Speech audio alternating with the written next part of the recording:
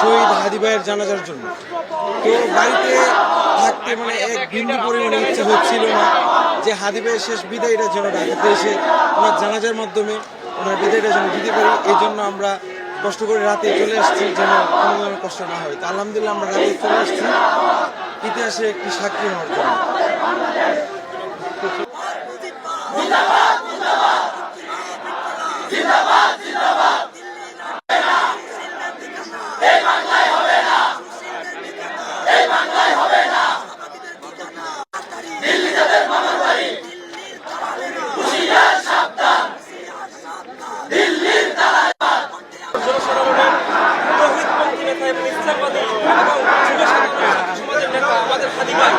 এক খুনি সন্ত্রাস খুন করে ভারতে পালিয়েছে, আমরা তার শাস্তি চাই। আজকে তার জানাজা নামাজ, তার একটা সন্তান এই দেশে রেখে গেছে আল্লাহ। আমরা চাই প্রতিটা ঘরে ঘরে একটা হাদিল করে, আমাদের প্রতিটা সন্তান যেন প্রতিটা ঘরে ঘরে একটা করে হাদিল পড়ে।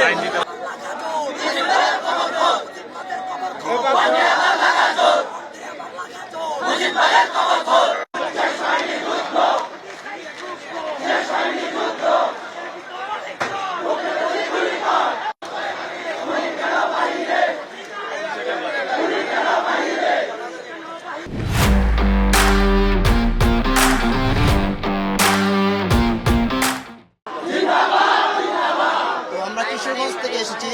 আমরা কয়েকজন সাথী ভাই হাদি ভাইয়ের জানাজার উদ্দেশ্যে আমরা এসেছি।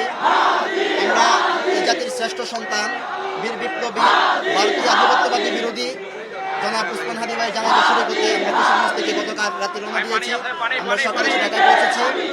আমরা এসেছি আজকের বাংলাদেশে যে একটি ইতিহাসের অন্যতম একটি জানাজা হবে, সেই জানাজার শরীক ইতিহাসের সাক্ষী হতে আমরা জানাজা এসেছি। পাশাপাশি আমরা হাদি ভাইয়ের হত্যার বিচার চাইতে, হাদি ভাইয়ের যারা হত্যা করেছে, যারা এই হত্যার সাথে জড়িত, যারা এই হত্যার পরিকল্পনা করেছে, যারা এই হত্যার পরামর্শ দিয়েছে, তাদের সকলের শাস্তির দাবিতে আমরা এখানে এসেছি।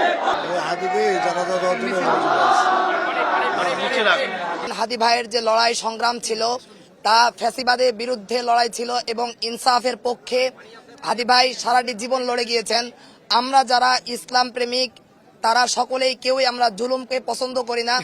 আমরা চাই সারা দেশব্যাপী একটি ইনসাফের রাষ্ট্র প্রতিষ্ঠা হোক। সেই সংগ্রামেই ছিলেন হাদি ভাই। তো হাদি ভাই আজকে রহমতুল্লাহ আলাইহি হয়ে গিয়েছেন, তিনি শহীদ হয়েছেন। তো আমরা যারা হাদি ভাইকে যারা খুন করেছে আমরা তাদেরকে জানান দিতে এসেছি যে এক হাদি যদিও আজকে কফিনে, কিন্তু তোমরা তাকিয়ে দেখো যে আজকে লক্ষ হাদি রাজপথে নেমে এসেছে।